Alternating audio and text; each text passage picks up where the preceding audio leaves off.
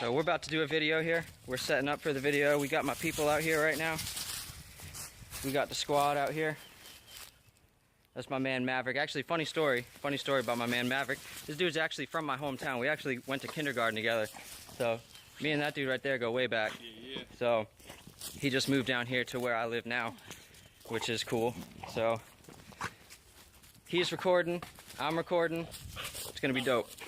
What's going on, everybody? Welcome back to another episode. Today we've got a full cast of people. You can't see, but we've got a mic operator behind the camera here. Now you can see, actually. We've got my man Jason out here. That's my boy Maverick. We got my man Jason over here handling Cali. Today I'm gonna be in the bite sleeve. We're gonna be working on something really cool with Cali. We're gonna be teaching her what's called a bark and hold. We've worked on this probably 1 or 2 times with Cali. Today is going to be a really cool day because you're going to see her start to progress. You're going to see her start to excel in this task. Basically what that is I want Cali to learn to differentiate between barking and biting. So I want her to understand when I give you a command to bark, it means display aggression. That's it. You are not permitted to bite yet until I give you the okay to bite. What I want to see from Cali is that even though she's within range to bite, you know, what I want to see is that the leash can be slack. She'll stay in position and simply display aggression and bark at the threat until I go attack and I let her actually engage the threat and bite. So you'll see that. It's going to be really cool. Stay tuned. Check it out. It's going to be awesome. Hey.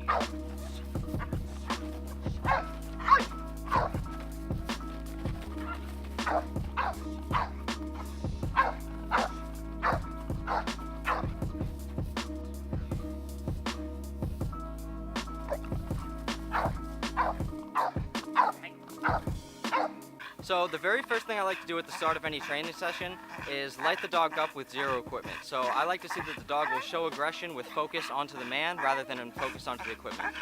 This is really important when we start to wean off of the equipment and start getting into more civil work. I need the dog to understand that it's not about the equipment, it's about the man behind the equipment. So this is where we kind of shape that. Sit.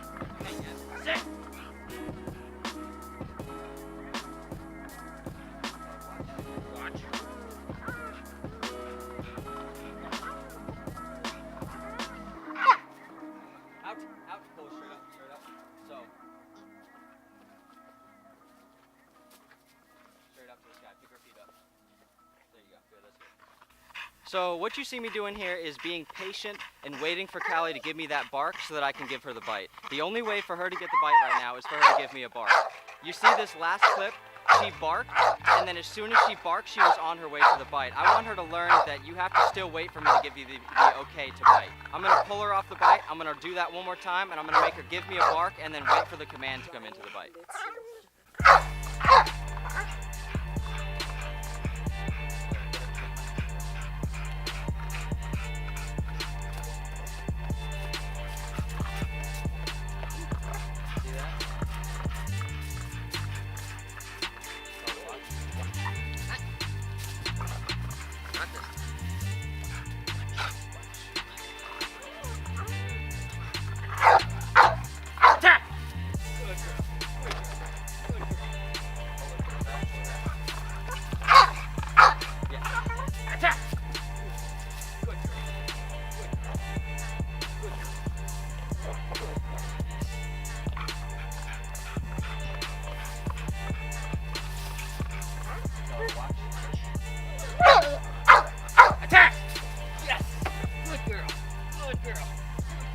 Getting close here. Pull tight on the leash. So what I'm looking for here is a nice counter grip. Right there it is. So I'm basically looking for her to dig deeper, get that better grip. That's what I'm talking about right there. So now that I'm seeing she's having a real good confident bite on that bite pillow, her bite is full, she's really getting that bite to the back of her mouth, I'm gonna transfer her over to the bite sleeve. I always start on the bite pillow just so I can make sure she's biting full, getting a good grip. Now I'm gonna bring her over to the sleeve, make sure she's hitting hard, hitting in the right spots, right up into the pocket, right up onto that bicep, and basically do the exact same thing. So I want to see that she's learning the difference. She's barking on command even though she can get the bite, and waiting till my handler gives her the okay to get that bite. Bam, straight into it. So hopefully you'll see that here. She's learning, she's progressing really well. Stay tuned. Attack! Good girl.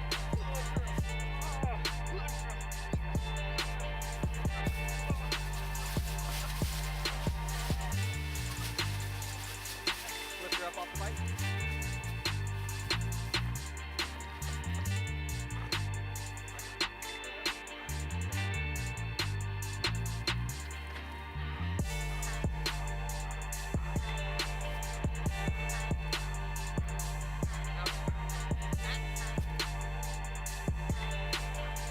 So as we progress here, you'll start to notice she's barking more and more times to get the bite. At first, I was really just expecting her to bark one time, then I give her the bite.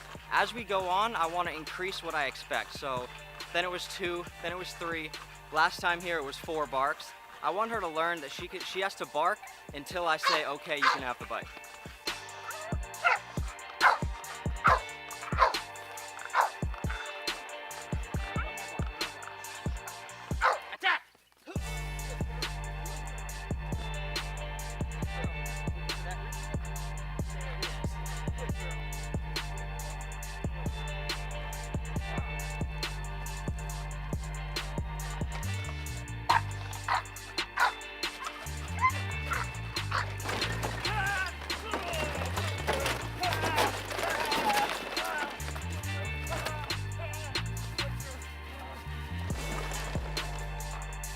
As you can see, you may have noticed in a couple of my other videos, I utilize this cute little pink kiddie pool here.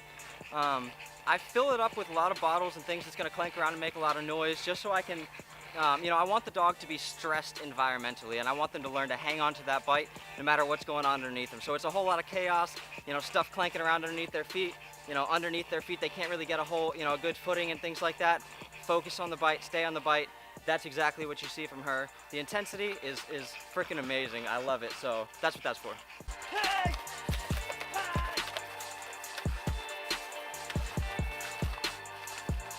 Send her. Good girl. Good girl. Good.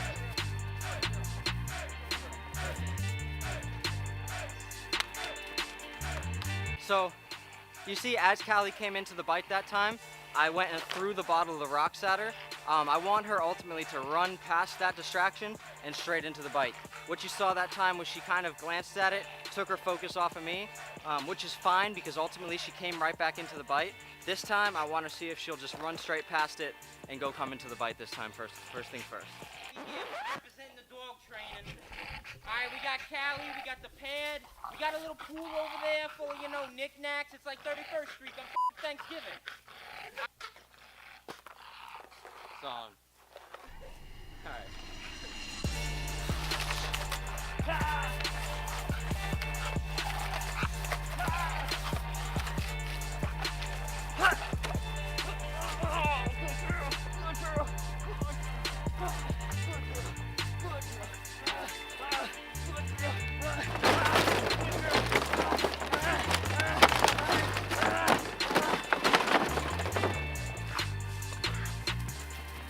Right now, we're just gonna wrap up the session. Cali's doing a phenomenal job. Couldn't have been any better, really, if I just woke up from a dream. So we're just gonna give her something real fun now. One last bite. He's gonna send her. I'm gonna chuck the box at her. Hopefully, she'll come straight up into the bicep. It's gonna be cool. Check it out. Get that dog out of here! Hey!